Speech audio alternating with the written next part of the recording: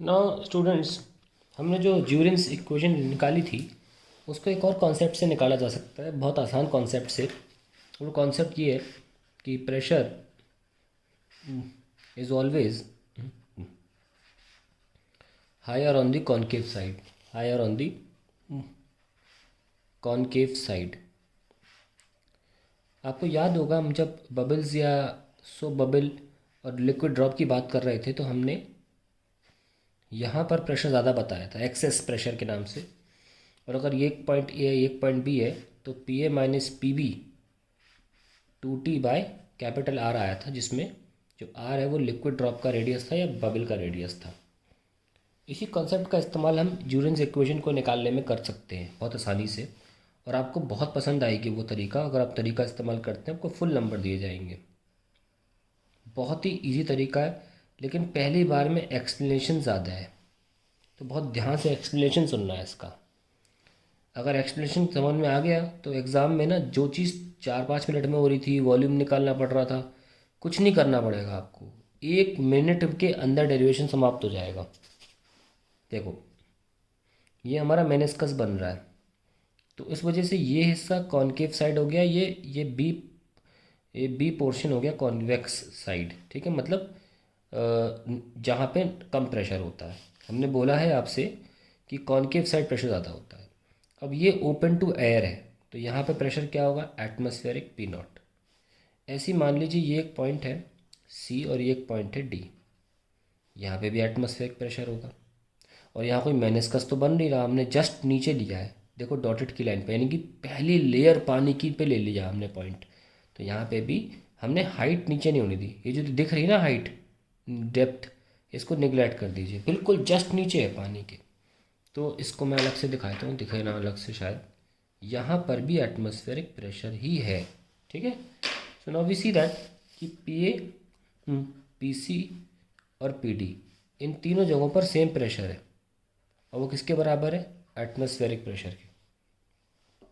But हमको पता है कि P A is greater than P B, क्यों, because of pressure is always higher in the concave side. Okay, तो अब कितने से ज़्यादा होता है ये भी हमको पता है, P A minus P B is 2T by capital R. और आर किसका होता है, वो बबल जो बन सकता था। अभी मेनिस्कस का रेडियस है ये। ओके, तो मैं कंटिन्यू कर रहा हूँ।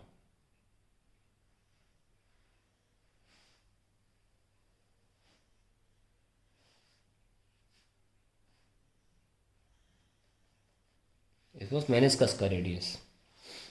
ये मान लो यहाँ कहीं सेंटर पड़ता है और ये इसका रेडियस है capital R.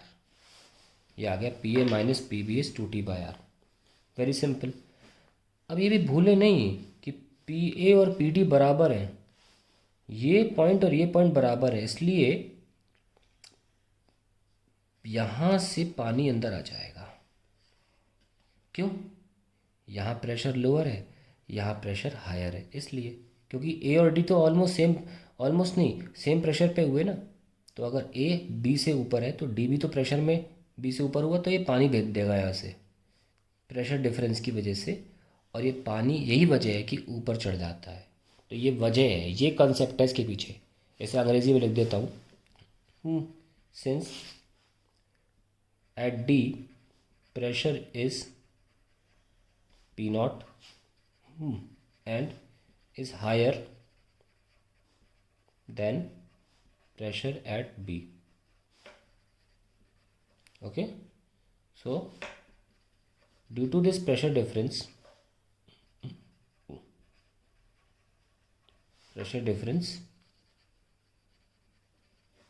liquid enters the tube,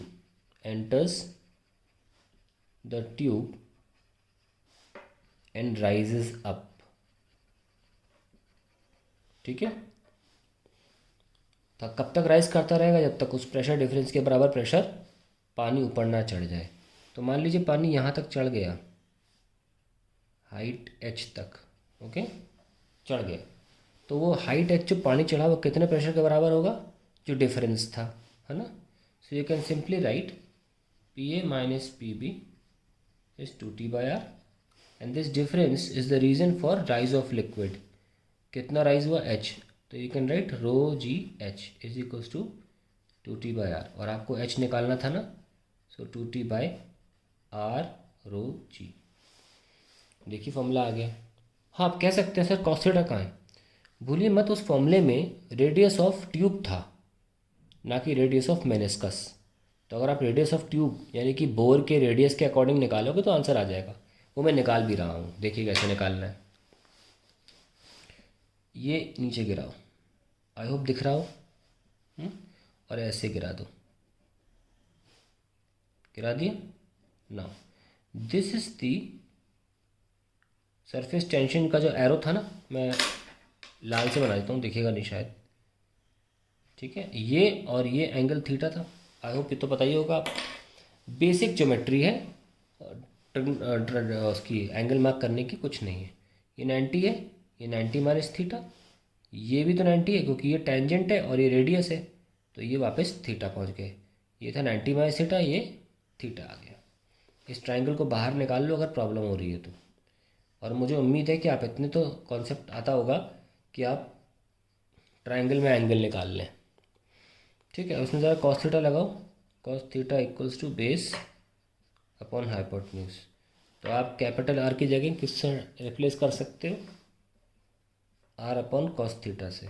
लगा दो यहाँ H equals to 2T upon R divide by cos theta into rho g. So we have 2T cos theta upon R rho g. सो देखिए आपका फॉर्मूला आ गया। अब यहाँ से यहाँ आप डायरेक्ट लिख सकते हो, हम नहीं पूछ रहे आपसे कैसे लिखा। ये आप थोड़ा एंगल मार्क कर देना तो आपको पता लग जाएगा कि आप रट के नहीं आए हो, आपको पता है कि आपने कैसे लिखा। कैलकुलेशन देखो बिल्कुल कष्ट नहीं है, बेसिक है। कंसेप्ट में हाई है, ये अच्छा कॉन्सेप्ट है। ये कंसेप्ट में हाई तो है, अग्री करता हूँ। ठीक है, लेकिन अगर एक बार सीख लो तो आपके लिए बेटर रहेगा। ओके।